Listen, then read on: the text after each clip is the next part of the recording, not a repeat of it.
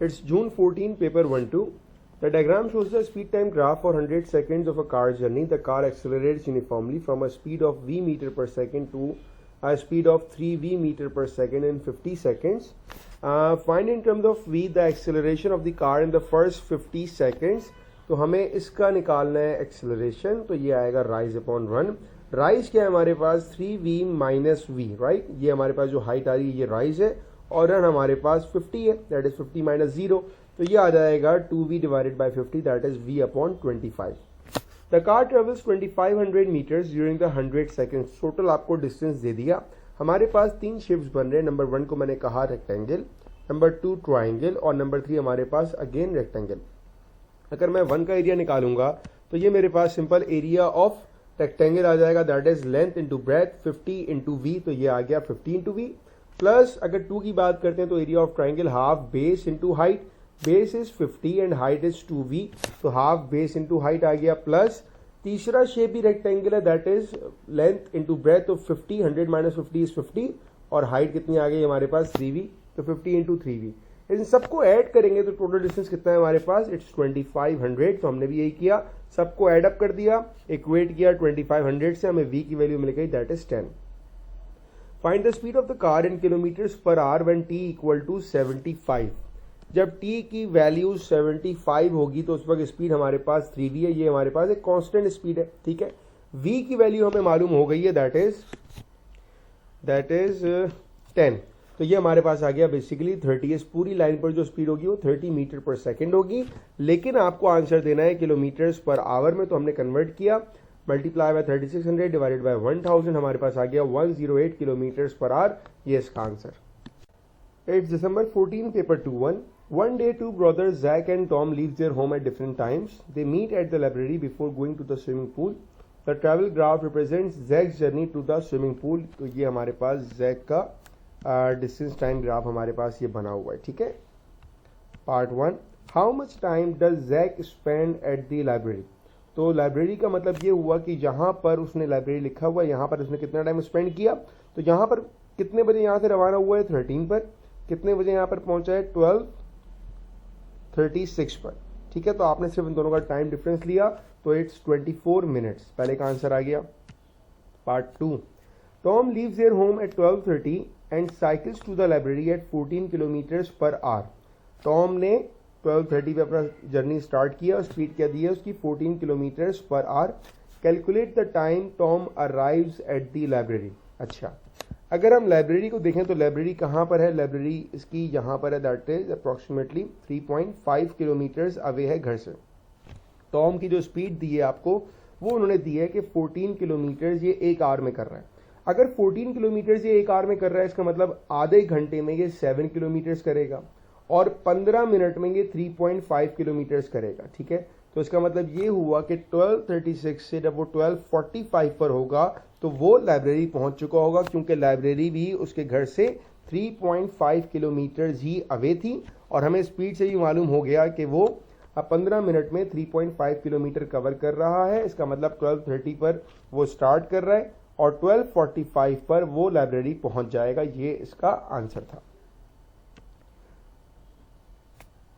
Next part, how far is the swimming pool from the library. अच्छा, swimming pool library से कितना दूर है यहाँ पर देखते हैं. स्विमिंग पूल हमारे पास है 5.4 पर, लाइब्रेरी हमारे पास है 3.5 पर. सिंपल आपने इन दोनों को माइनस किया, 5.4 माइनस 3.5, तो आपको इसका डिस्टेंस मिल जाएगा. Zach stays at the swimming pool for an hour and a quarter. He then walks home at a constant speed, arriving at 15:39. Complete his travel graph. अब कि मैंने ऊपर का एक ग्राफ कॉपी किया हुआ है ताकि ये क्वेश्चन को यहीं पर एक्सप्लेन करना आसान हो जाएगा. उसने स्विमिंग पूल में कितना टाइम स्पेंड किया, for an hour and a quarter. इसका मतलब हो गया 1 hour 45 मिनट्स, राइट. वो स्विमिंग पूल पहुंचा कब था, वो 13:30 पर पहुंचा था. इसका मतलब इसके बाद उसको 1 घंटा और लगा है, ठीक है. तो इसके बाद का टाइम जो होगा ये 1 hour 45 मिनट्स नहीं होगा हमारे पास. It will B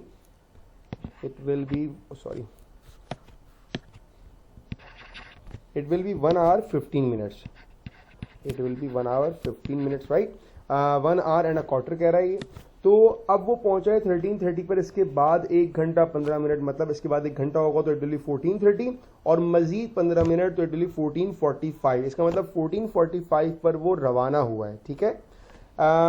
he then walks home at and arriving at 15:39, तो 15:39 पर वो पहुंच रहा है। एक पॉइंट हमारे पास यहाँ पर आ गया, एक पॉइंट हमारे पास यहाँ पर आ गया। हमने स्ट्रेट लाइन ज्वाइन करी क्योंकि स्पीड कांस्टेंट है, तो ये इसका ट्रैवल ग्राफ हमारे पास कंप्लीट हो गया।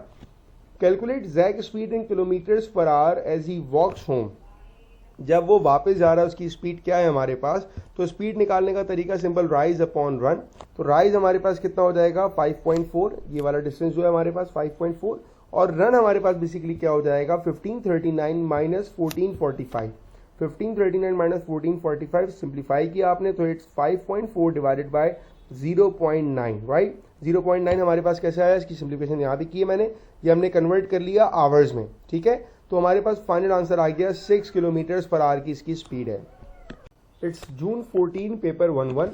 2 boats, 1 red and 1 blue boat leaves the harbor at the same time. They travel in the same direction. The speed time graph for the boats are shown for the first minute of their journey. Find the acceleration of the blue boat in the last 10 seconds. तो blue boat के जो last 10 seconds की अगर हमें acceleration निकालनी है तो simple ये हो जाएगा rise divided by run। अगर हम rise देखें तो ये जा रहा है 6 से लेके 7.2, so it will be 7.2 minus 6। और अगर हम रन देखें तो हमारे पास ये 10 सेकेंड्स का आ रहा है, दैट इज 60 माइनस 50। तो पहले का तो आंसर आ गया हमारे पास 7.2 minus 6 divided by 60 minus 50, it's 0.12। ये उसकी लास्ट 10 सेकेंड्स की एक्सेलरेशन आ गई। Next part, find which boat is ahead after 1 minute and by what distance. तो हमने दोनों बोट्स का डिस्टेंस निकालना है। अगर हम रेड बोट की बात करें तो रेड बोट का डिस्टेंस हमारे पास ये आ गया। रेड बोट का डिस्टेंस हमारे पास शुरू के 1 मिनट का 60 सेकेंड, मतलब ये पूरा एरिया ऑफ ट्राइंगल आ जाएगा। That means half base into height. Base हमारे पास 60 है और हाइट हमारे पास 8 है, तो ये हमारे पास रेड बोट का डिस्टेंस आ गया 1/2 60 मल्टीप्लाई बाय 8, दैट इज 240। अगर हम ब्लू बोट की बात करें तो ब्लू बोट पे हमारे पास 3 शेप्स बन रहे हैं। एक को हमने रेक्टेंगल कर दिया, दूसरे को हमने एक को हमने ट्राइंगल किया 1 को, दूसरे को हमने रेक्टेंगल किया है और फोर्थ वाले को हमने यहाँ पर ट्राइंगल कर दिया, ठीक है। तो अब एरिया 1 का निकालेंगे तो एरिया ऑफ ट्राइंगल अप्लाई करेंगे, that is 1/2 base into height. Base हमारे पास 30 है, हाइट हमारे पास 6 है। अगर हम 2 की बात करते हैं रेक्टेंगल की तो हमारे पास बेस क्या है 60 माइनस 30 इज 30 और हाइट क्या है हमारे पास 6।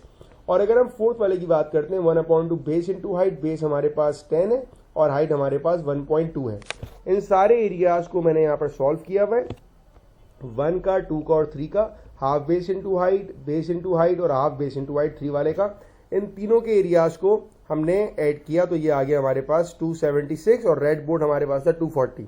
इसका मतलब है कि ब्लू बोर्ड अहेड होगी और कितना होगा इसका दोनों का डिफरेंस जो है वो है 36, तो 36 मीटर आगे होगी ब्लू बोर्ड 1 मिनट के बाद। ये इसका आंसर।